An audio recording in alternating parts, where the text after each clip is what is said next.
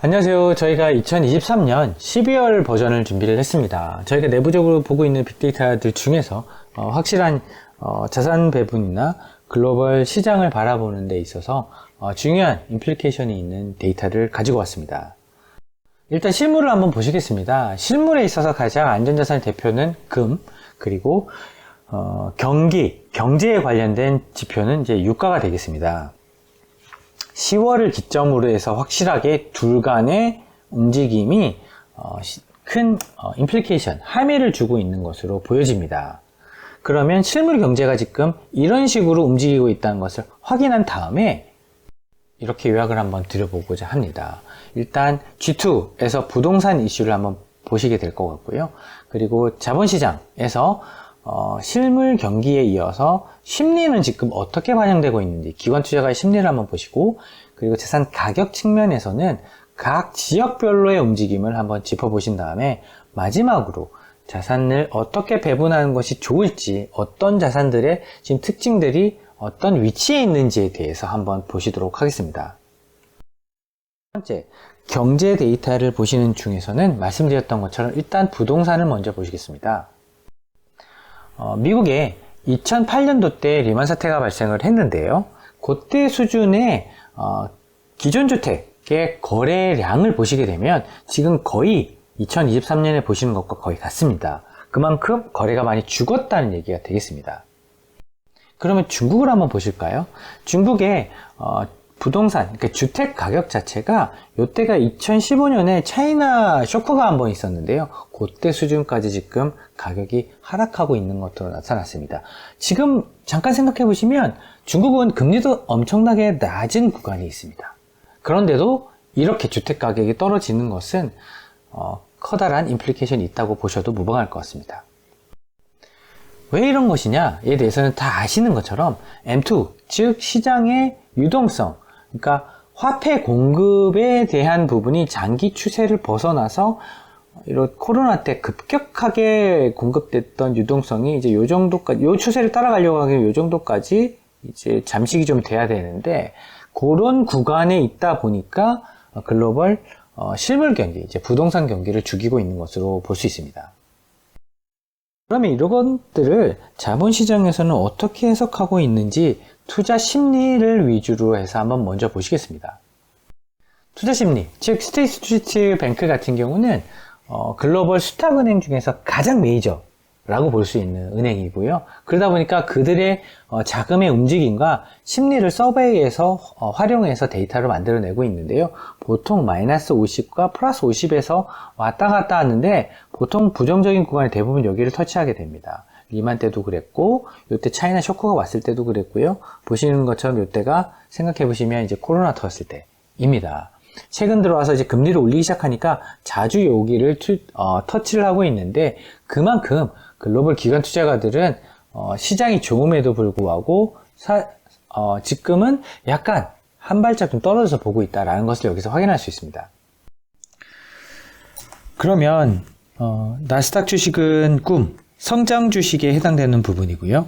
이 10년물 금리는 이제 금리에 해당되는 부분입니다. 보통 이 둘 간에는 보통 역상관계를 가지기 때문에 이렇게 파란 색깔, 녹색 같은 경우는 올라갈수록 금리가 높아지고요. 이 나스닥 같은 경우는 떨어질수록 지수가 상승한다고 보시면 되겠습니다.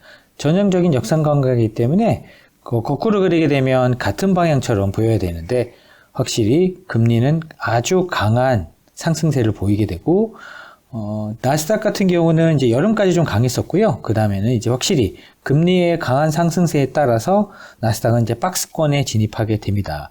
따라서 결국은 시장의 지배하는 힘이 누구한테 있냐면 이제 꿈이 아니라 금리로 갔다라고 여기서 저희가 확인할 수 있는 부분입니다.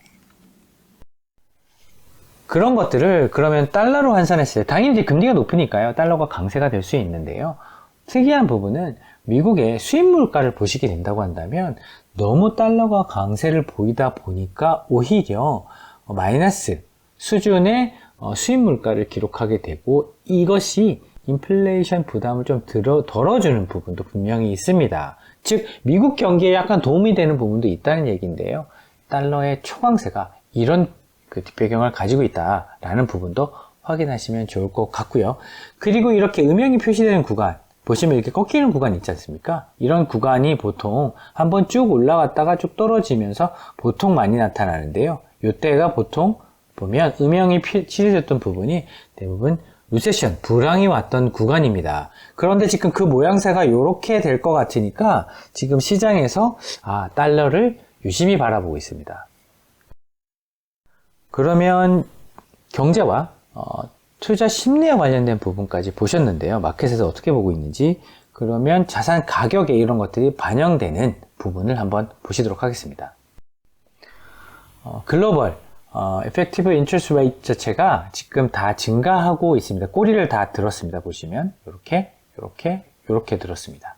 이 부분은 글로벌 자산가격 할인율이 지금 올라오고 있다는데요. 할인율이 올라온다는 건 자산가격이 떨어진다는 것을 의미하는데, 글로벌 주식시장에서 일단 1번은 신흥국이었고요. 빨간 색깔이 1번이 먼저 고개를 들었고요. 그 다음에 천천히 고개를 들고는 있지만 확실하게 고개를 들고 있는 것이 선진국들입니다. 미국을 제외한 선진국들이고요. 세 번째로 이제 미국이 고개를 들기 시작했습니다. 이제 할인율이 올라온다는 의미가 되겠습니다. 자산 가격이 떨어진다는 의미이기도 하고요. 그러면 단순하게 자산 가격의 할인율이 올라오는 것으로 문제가 생기느냐? 그런데 만약에 기업의 이익이 펀더멘탈이 좋아지고 있다고 한다면 주가는 더 오를 수도 있습니다. 문제는 2023년 3분기 기준으로 영업 EPS, 즉 기업의 영업이익의 추세를 봤더니 추가로 증가하지 못하고 있습니다. 보시는 것처럼 3분기에 들었을 때. 따라서 기업의 펀더멘탈이 추가적으로 개선되지 않는다고 한다면 주식 투자자들 입장에서도 난감한 상황이 이제 벌어질 수 있을 것 같습니다. 그래서 지금 모두가, 특히 채권 투자자도 아니고 주식 투자자들이 엄청나게 미국의 Fed Fund Rate, 즉 금리의 인하를 기대하고 있습니다. 이때는 3월이고요. 이때는 5월입니다. 그러니까 이때냐, 일단 금리를 무조건 내릴 거야 라는 기대가 주식시장에 지금 엄청나게 많이 반영이 되어 있는데요.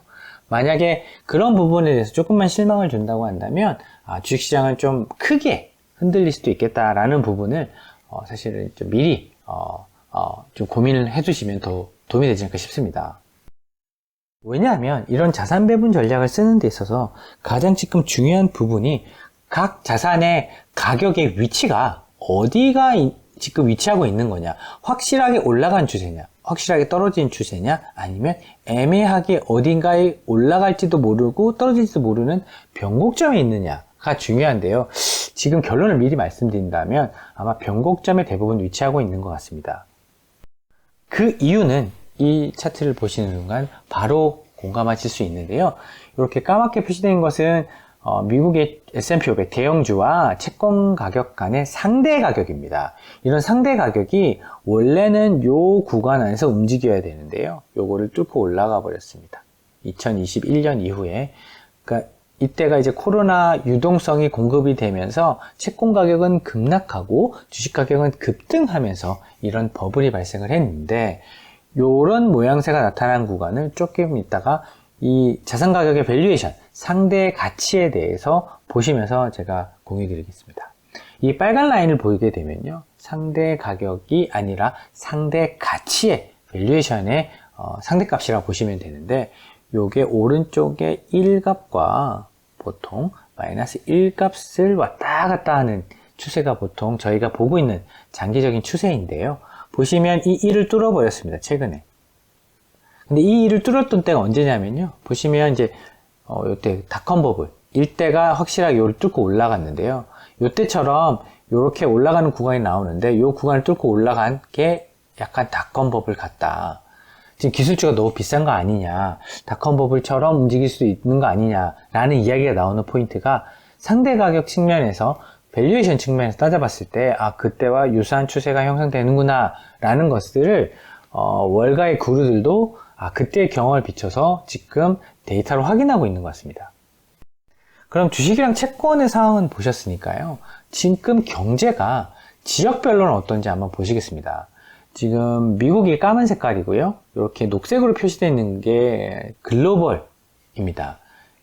즉 이코노믹 서프라이즈 인덱스, 즉 예상했던 것보다 더 좋은 비율이 얼마가 되느냐라는 부분에 있어서 미국은 혼자 되게 좋았습니다. 올해 여름까지 그랬고요. 그리고 여름을 기점으로 해서 3분기부터 본격적으로 떨어지고 있습니다.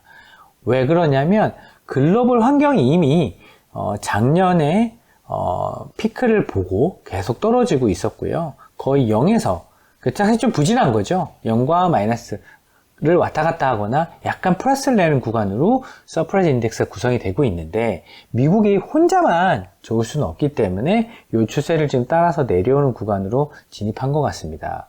그럼 지역별 부분에 있어서도 이제 미국만 투자해서는 조금 무조건 안전하다라는 부분보다는 이제 미국도 조금 불안해질 수 있겠는데 라는 부분을 한쪽에서는 조금 의심을 하면서 투자를 나서는 게 좋을 것 같습니다.